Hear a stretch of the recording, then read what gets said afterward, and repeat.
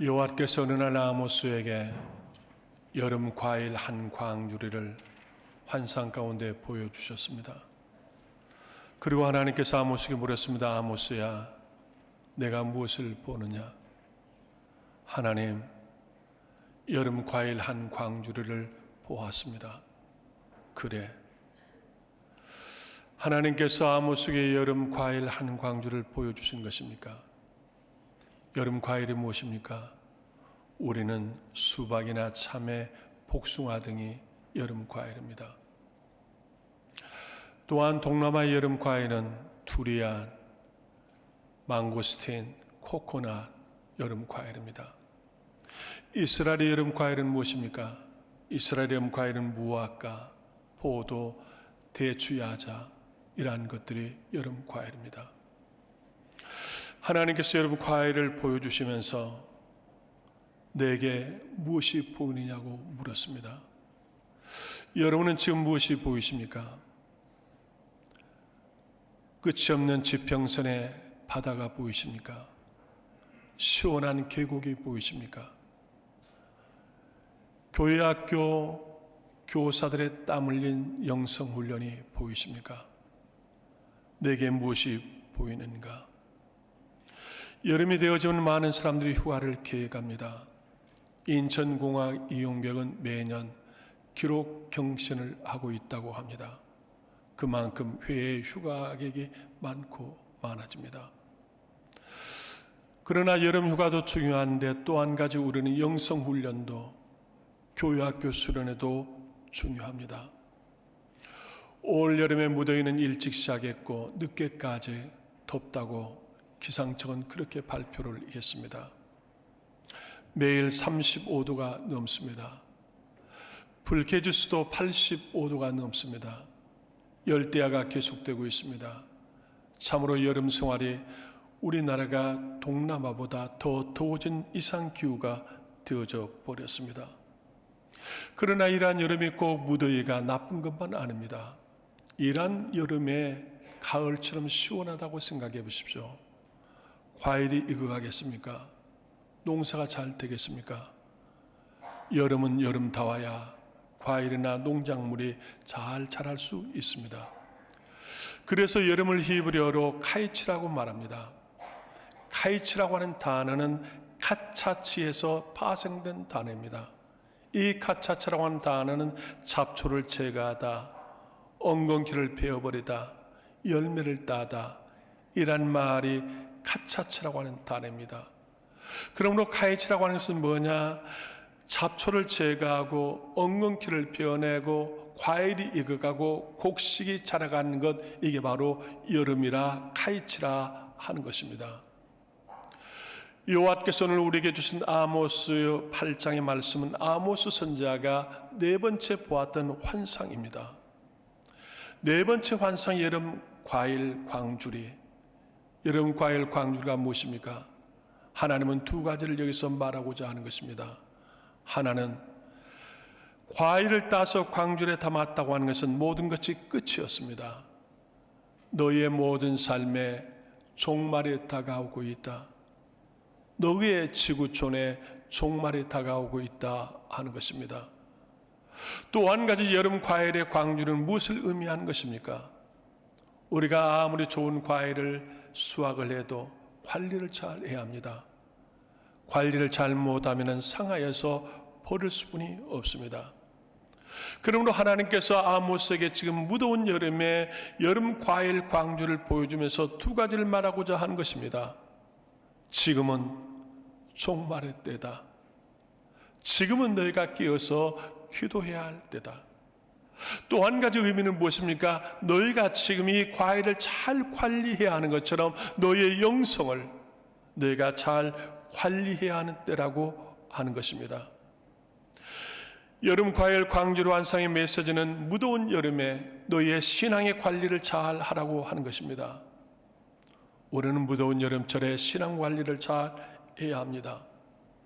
여름철에 신앙 관리를 잘 하지 못하면 우리는 시험 들 수뿐이 없고 우리가 침륜에 빠질 수뿐이 없습니다. 여름은 우리의 건강도 여러 가지 관리를 잘 해야 합니다.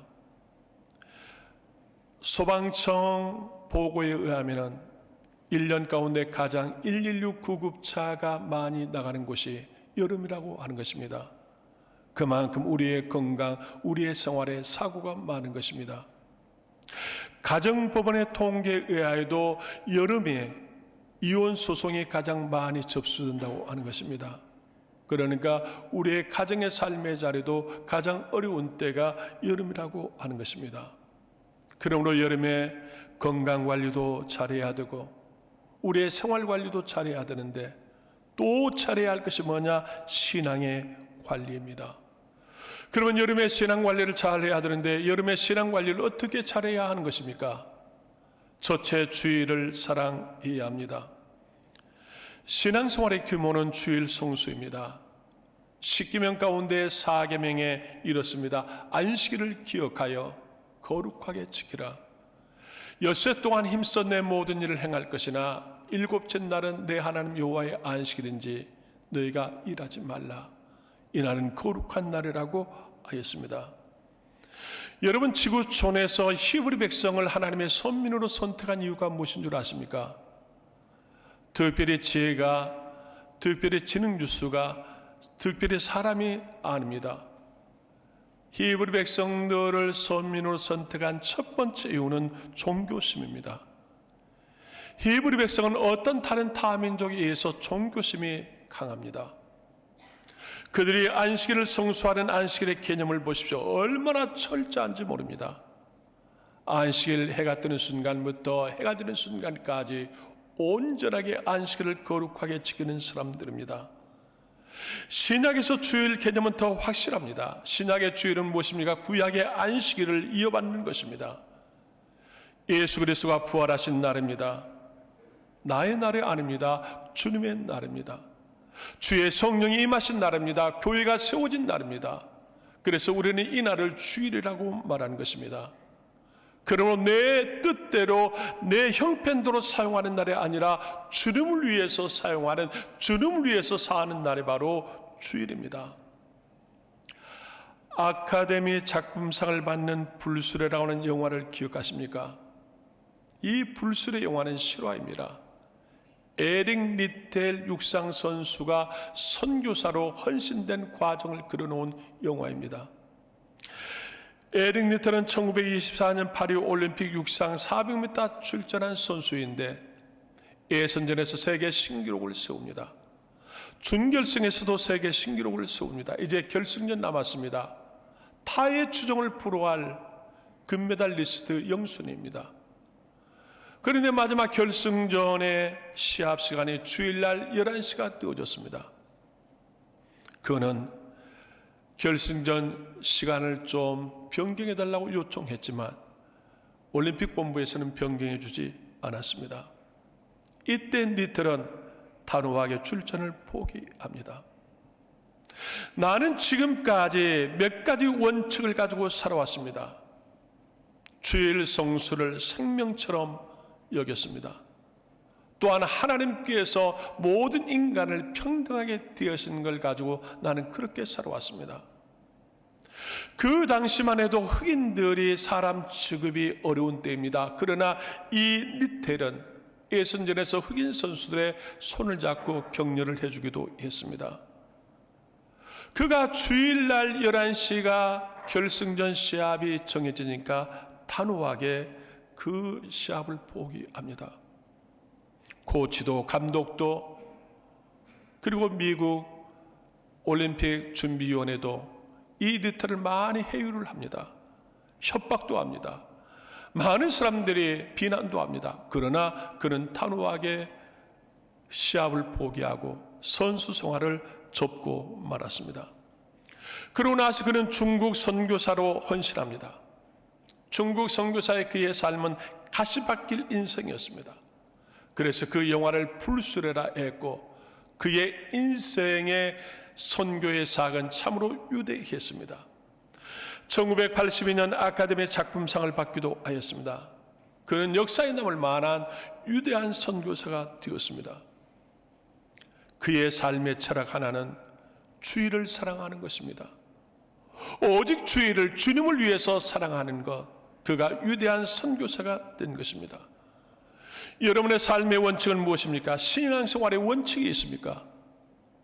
우리는 신앙생활의 원칙이 있어야 합니다. 신앙생활의 원칙 가운데 하나는 주의를 가장 사랑하는 것, 주의를 사랑하는 것입니다. 내가 주의를 사랑하는 것입니다. 내가 주일날 성전에 가는 것을 사랑하는 것입니다.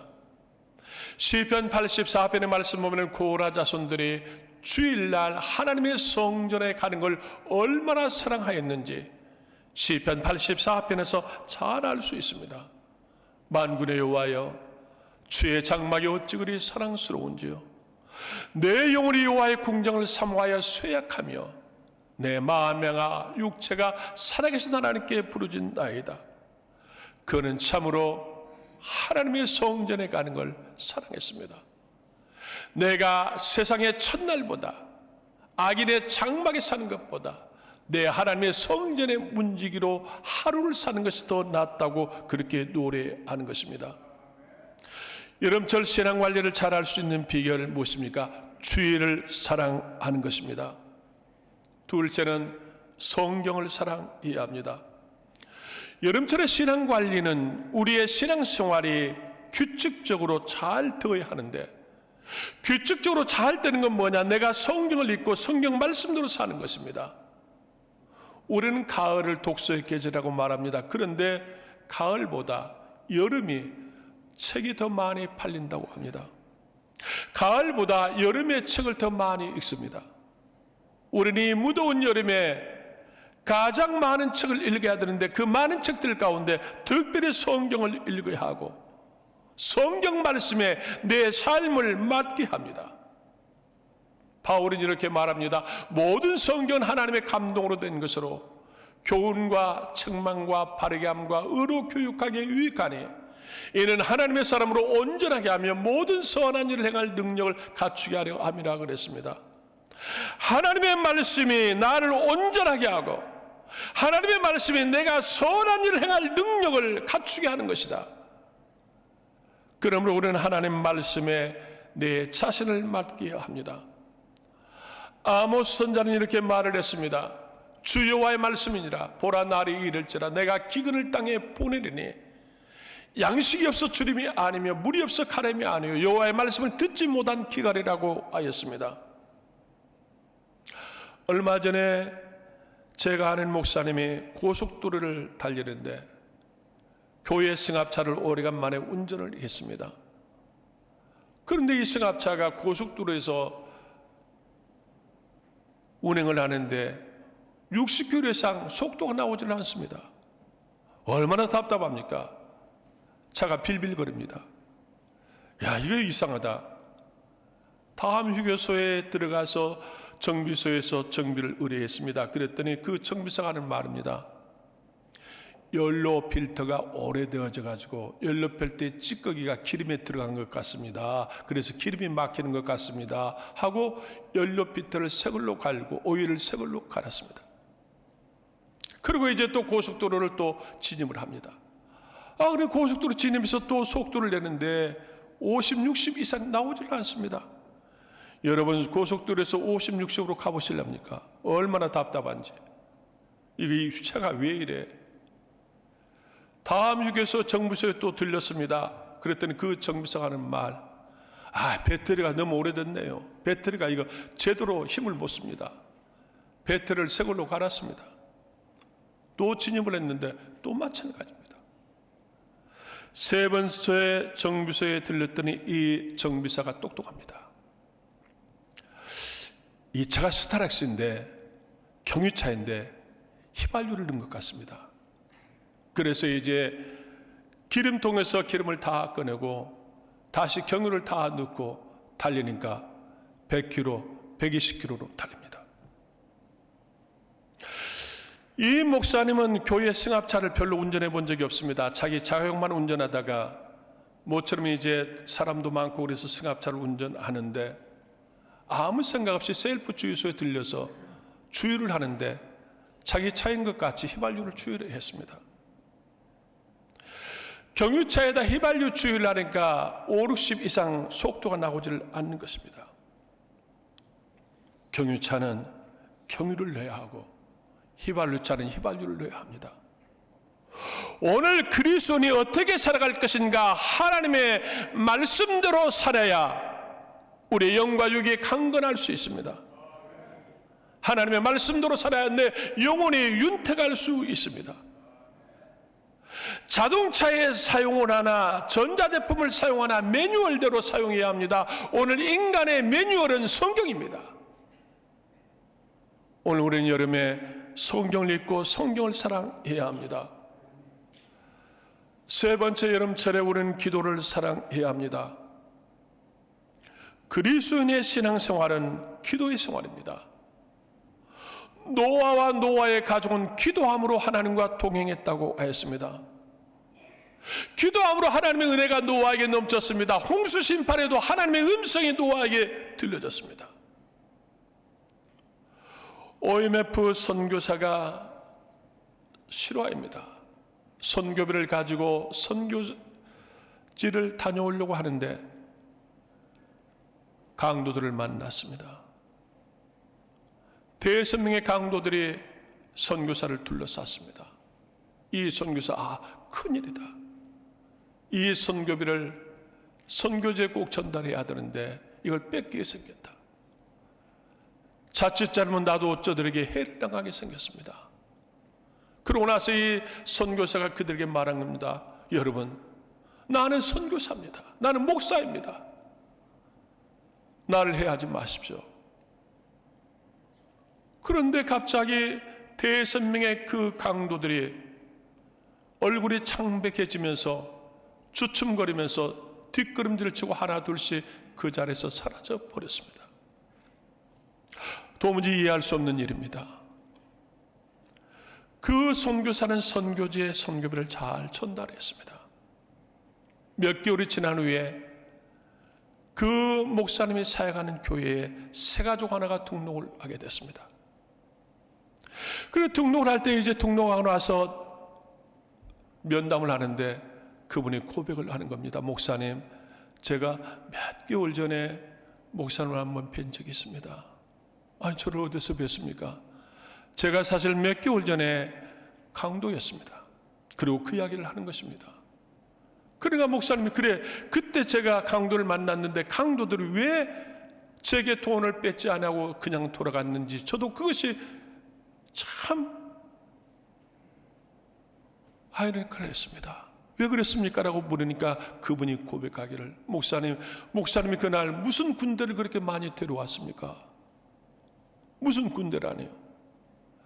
자기들의 강도들이 저 신사에게 저 가방을 빼앗겠다고 달려들었는데 수십 명의 군대가 그 목사님을 애워쌌다고 하는 것입니다. 그래, 그들이 기겁을 하고 뒷걸음질로 도망을 쳤다고 하는 것입니다.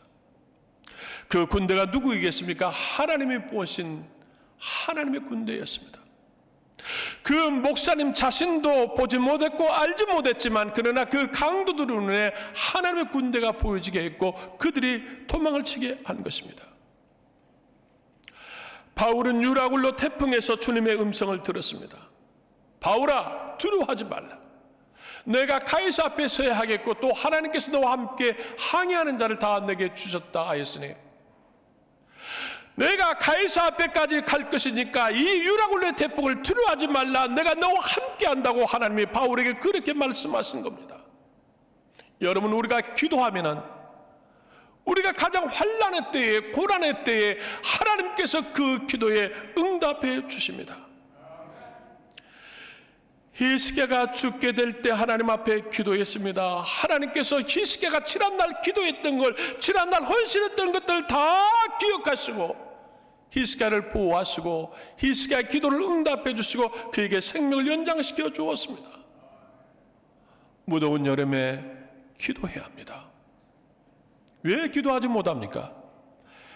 피곤해서 못합니다. 바빠서 못합니다. 시간이 없습니다. 아닙니다. 기도를 사랑하지 않기 때문입니다. 기도를 사랑해 보세요. 기도하는 것이 가장 행복합니다. 기도하는 것이 하나님과 가장 가까운 교제를 하는 것입니다. 여러분이 기도를 사랑할 수 있기를 축복합니다. 마지막 무더운 여름철 신앙 관리를 잘하는 것은 영성을 사랑해야 합니다. 오늘 우리는 참으로 좋은 시대에 살고 있습니다. 이보다 더 좋은 시대가 어디에 있겠습니까? 조선시대에 한 사람이 타임머신을 타고 오늘 이 시대에 왔다고 하면은 어떡하겠습니까? 기절할 것입니다. 높은 빌딩들을 보고 기절할 것이며 자동차를 보고 기절할 것입니다. 대형 마트에 쌓여있는 물건들을 보고서 기절할 것입니다. 60년대에 우리 광부들이 독일로 많이 진출을 했습니다. 그런데 그 광부들이 독일에 가서 첫마디가 여기가 천국이구나 했다고 하는 것입니다. 한국에서 한 번도 보지 못한 전자제품들을 독일에서 보는 순간 이게 천국이라고 생각했다고 하는 것입니다. 우리는 지금 지난날 조선시대의 왕들이 누려보지 못한 것들을 우리는 매일 누리고 있습니다. 추운 겨울에 맛있는 딸기를 먹습니다. 이 무더운 여름에 얼음 과자, 팥빙수를 마음대로 먹습니다. 옛날에는 1년에 한두 번 먹어야 할 고기를 우리는 매일도 먹을 수도 있습니다. 이보다 더 좋은 세상이 어디 있겠습니까? 지금처럼 장수시대가 어디 있습니까? 우리나라가 1900년 초에 우리나라 평균 연령이 31세인 적이 있습니다. 왜 31세인 줄 아십니까? 아이들이 출생하면 30%가 죽었습니다. 한 살에. 그러니까 평균 연령이 31세로 내려가 버린 것입니다. 지금의 우리의 평균 연령은 84세입니다. 누구나 9988 합니다. 여러분들은 110세까지 88할 것입니다. 지금처럼 좋은 세상이 어디에 있습니까? 그러면 이렇게 풍요롭고 넉넉하고 편리한 세상에 사는데 당신은 행복하십니까? 라고 물으면 행복하다고 말한 사람이 얼마나 된 줄 아십니까? 우리나라 40%입니다. 60%가 행복하지 못하다고 말한 것입니다. 세계에서 가장 잘 사는 미국과 유럽의 행복 지수는 더 낮습니다. 우울증 환자들, 정신질환자들은 매년마다 배로 늘어나고 있습니다. 이렇게 풍요로운 세상에서, 이렇게 편리한 세상에서 왜 그런 것입니까? 사회학자들이, 심리학자들이 이걸 많이 연구하지만 답이 없습니다. 이 답은 오직 어디에 있습니까? 하나님께 있습니다. 중국 영자 상하이시티의 안의성 한 여인이 뉴스에 소개된 걸 보았습니다. 무더운 여름에 30대의 젊은 여성이 육교를 올라고 내리면서 휴대폰을 사용하다가 바람발을 잘못돼서 육교에서 떨어져 가지고 병원에 이송했지만 죽었다고 하는 것입니다. 30대의 여성이 육교에서 떨어져 죽을 줄을 누가 생각하겠습니까? 휴대폰 보다가 발을 헛디뎌서 떨어져 죽었습니다. 자동차 사고도 첫 번째 원인이 휴대폰 사용이라고 하는 것입니다. 그렇게 편리한 휴대폰이 엄청난 사고를 불러오는 것입니다. 우리는 무더운 여름에 조심해야 할 것들이 많습니다. 건강도 여름에 가장 많이 무너집니다. 생활도 가장 사고가 많습니다.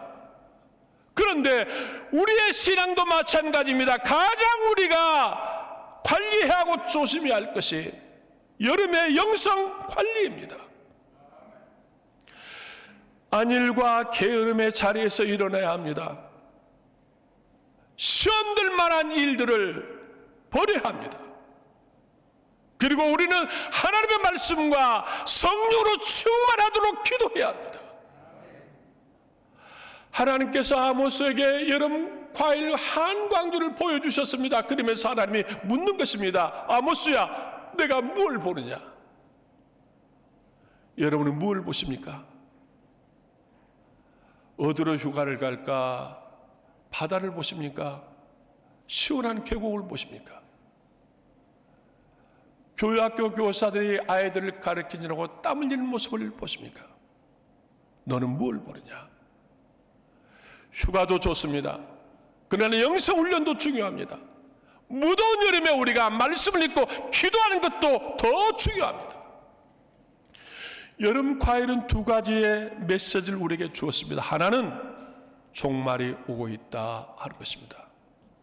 내 개인의 종말이 오고 있고 지구의 종말이 오고 있다. 그러므로 열매를 따듯이 내 마지막 시간이 다가오고 있음을 깨달으라고 하는 것입니다. 또 하나는 열매를 땄으면 그 열매를 잘 관리해야 상품 가치가 있다고 하는 것입니다. 관리를 잘못하면 여름 과일은 순식간에 상해버립니다. 버리게 됩니다. 오늘 여름에 우리는 신앙 관리를 잘해야 합니다. 주의를 사랑하십시오. 성경을 사랑하십시오. 기도를 사랑하십시오. 영성을 사랑하십시오. 무더운 여름에 우리는 좀 더 성숙하고 좀 더 향기가고 맛있는 과일이 익어가는 것처럼 여러분의 영성도 그렇게 성숙하고 익어가는 여름이 되어지기를 주의 이름으로 축복합니다. 기도하겠습니다. 전능하신 하나님, 무더운 여름 우리의 건강도 우리의 생활도 관리를 잘 해야 하는 시기입니다. 그러나 우리의 영성도 우리의 신앙 관리도 잘 해야 하는 여름입니다. 하나님, 우리가 주의를 사랑하게 하시고 성경을 사랑하게 하시며 기도를 사랑하게 하시고 영성을 사랑하게 하셔서 우리의 영성이 향기 나는 잘 익어가는 성숙한 그리스도인이 되게 하셔서 내 영혼이 잘됨같이 내가 범사에 잘되고 내 육신이 강건할 수 있는 복을 내려 주옵소서. 예수님의 이름으로 기도드리오나이다. 아멘.